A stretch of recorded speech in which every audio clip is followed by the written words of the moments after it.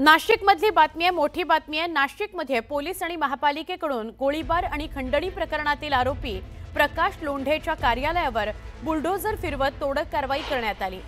प्रकाश लोंढे रामदास आठवलेंच्या आरपीआयचा जिल्हाध्यक्ष आणि माजी नगरसेवक। प्रकाश लोंढे याच्या याच कार्यालयात पोलिसांना भुयार सापडलं होतं। दरम्यान पद आणि दहशतीच्या जोरावर लोंढेनं कार्यालय थाटलंय। हेच कार्यालय पोलीस आणि पालिका संयुक्त कारवाई करून पाडण्यात येताना बघायला मिळतंय। यावेळी पोलिसांचा पालिका अधिकाऱ्यांचा मोठा बंदोबस्त तैनात करण्यात आलेला आहे।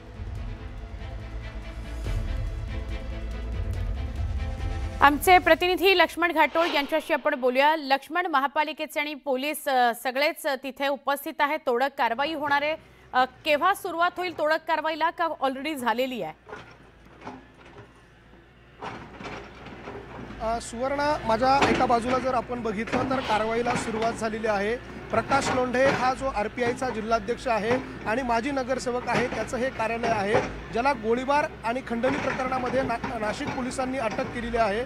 त्याचा एक मुलगा दीपक लोंढे हा देखील पोलिसांच्या ताब्यात आहे। प्रकाश लोंढे हा देखील पोलिसांच्या ताब्यात आहे आणि त्यांनीच दहशतीच्या आणि गुंडगिरीच्या जोरावरती अशा पद्धतीनं एक अनधिकृत बांधकाम जे आहे ते अशा नदीपात्रामध्ये बांधलेलं होतं आणि त्याच्या नदीपात्रात बांधलेल्या बांधकामावरती आता नाशिक महानगरपालिकेकडून बुलडोझर चालवला जातोय। खरं तर प्रकाश लोंढे हा माजी नगरसेवक आहे आणि त्या माजी नगरसेवक असताना त्याच्या कार्यकाळामध्ये त्यांनी अशा पद्धतीनं मोठ्या प्रमाणात एक दहशत निर्माण करणारे कार्यालय निर्माण केलेले होते। पीएल ग्रुप नावाचा त्याचा एक ग्रुप होता जो गुन्हेगारी कारवाया करत होता आणि त्या गुन्हेगारी कारवाया करण्यासाठी त्याचं हे कार्यालय जे आहे, जे आपल्याला एका बाजूला जेसीबीच्या साहाय्यानं पोकल्यांच्या साहाय्यानं उद्ध्वस्त करताना पाहायला मिळते, तर दुसरीकडे आणखी एक कार्यालय आपल्याला दृश्यांमध्ये पाहायला मिळते। त्या कार्यालयामध्ये पोलिसांना भुयार सापडून आलेलं होतं आणि त्या भुयारामध्ये मोठ्या प्रमाणात तलवारी, कुऱ्हाड आणि जे शस्त्र आहे ते देखील पोलिसांना सापडून आलेलं होतं। त्या कार्यालयावर देखील आता पोलिसांकडनं आणि महानगरपालिकेकडनं कारवाई केली जाणार आहे आणि हे सगळे कार्यालय नदीपात्राच्या हद्दीमध्ये आहे, पूररेषेमध्ये आहे आणि म्हणून महानगरपालिकेने ही कारवाई सुरू केलेली आहे। आपल्यासोबत नाशिक महानगरपालिकेच्या अतिरिक्त आयुक्त आहे, आपण त्यांच्याशी बोलणार आहोत।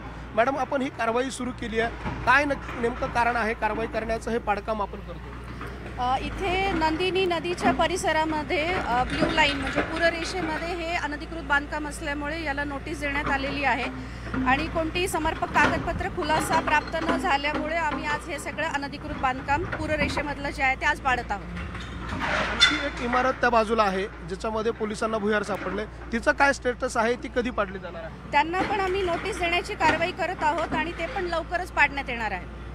हे जे बांधकाम इतके वर्ष सुरू होतं, महानगरपालिकेचं त्यावेळेला लक्ष गेलं नाही का, असा प्रश्न उपस्थित होतो। या ठिकाणी साधारण ही बिल्डिंग नव्याने तयार झालेली दिसती आहे, त्यामुळे त्यांना या ठिकाणी स्लम आणि राहते झोपडपट्ट्या असल्यामुळे पावसाळा संपल्यानंतर ही कारवाई करणं अपेक्षित असल्यामुळे आम्ही तोपर्यंत थांबलो होतो। आपण बघतोय नाशिक महानगरपालिकेच्या या अतिरिक्त आयुक्त होत्या आणि त्यांची ही सगळी टीम आपल्याला जी दृश्यांमध्ये पाहायला मिळते, या सगळ्या टीमकडनं ही कारवाई केली जाते आणि प्रकाश लोंढे याचं जे या भागामध्ये प्रस्त होतं ते अशा पद्धतीनं बुलडोझरच्या साहाय्यानं जमीन उद्ध्वस्त करण्याचा प्रयत्न पोलीस यंत्रणांचा आणि महानगरपालिकेचा या सगळ्या कारवाईमुळे असणार आहे। खरं तर नाशिक शहरामध्ये गेल्या काही दिवसांमध्ये सुवर्ण आपण जर बघितलं तर मोठ्या प्रमाणात गुन्हेगारी कारवाया पाहायला मिळाल्या। तब्बल 47 खून, 47 ते 48 खून नाशिक शहरामध्ये झाले अवघ्या 9 महिन्यामध्ये आणि त्यानंतर पोलीस ॲक्शन मोडवर आले। पोलिसांकडनं ज्या लोकांना राजाश्रय होता, राजकीय पार्श्वभूमी होती, त्या सगळ्या गुन्हेगारांवर कारवाई केली गेली आणि त्यामध्ये सर्वात पहिले जी कारवाई झाली ती या लोंढे ग्रुपवर झाली आणि त्यामध्ये या लोंढे ग्रुपनं नाशिकच्या आयटीआय सिग्नल परिसरामध्ये एका हॉटेल चालकावरती गोळीबार केला आणि त्या सगळ्या प्रकरणामुळे या प्रकरणामध्ये प्रकाश लोंढे, दीपक लोंढे आणि भूषण लोंढे यांच्यावरती खंडणी आणि गोळीबार अशा स्वरूपाचे गुन्हे दाखल करण्यात आलेले आहे आणि त्या सगळ्यानंतर आता महानगरपालिकेने देखील आपली कारवाई सुरू केलेली आहे। महानगरपालिका देखील पोलिसांनंतर ॲक्शन मोडवर आलेली आहे आणि त्यांनी अशा पद्धतीनं अनधिकृत बांधकाम करणाऱ्यांवरती बुलडोझर चालवायला सुरुवात केल्याचं आपल्याला दृश्यांमध्ये पाहायला मिळत आहे। सुवर्णा, नक्की धन्यवाद माहिती दिल्याबद्दल लक्ष्मण। अजून एक मोठी बातमी बघतोय, नागपूरमधून बातमी आहे, धक्कादायक बातमी आहे। पारडी परिसरातील एका मंदिरावर आक्षेपार्ह मजकूर लिहिण्यात आलेला आहे। शुभान नगर या भागात घडलेल्या या घटनेमुळे तणावपूर्ण शांतता आहे।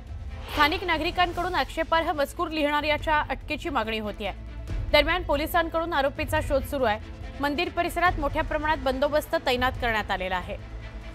एका मंदिरावर अज्ञातानं आक्षेपार्ह असा मजकूर लिहिला, त्यामुळे परिसरातलं वातावरण तापलं। या लिहिणाऱ्याला अटक करा अशी मागणी जोर धरतेय। सध्या पोलीस बंदोबस्त परिसरात तैनात करण्यात आलाय, कारण कुठलाही अनुचित प्रकार घडू नये म्हणून।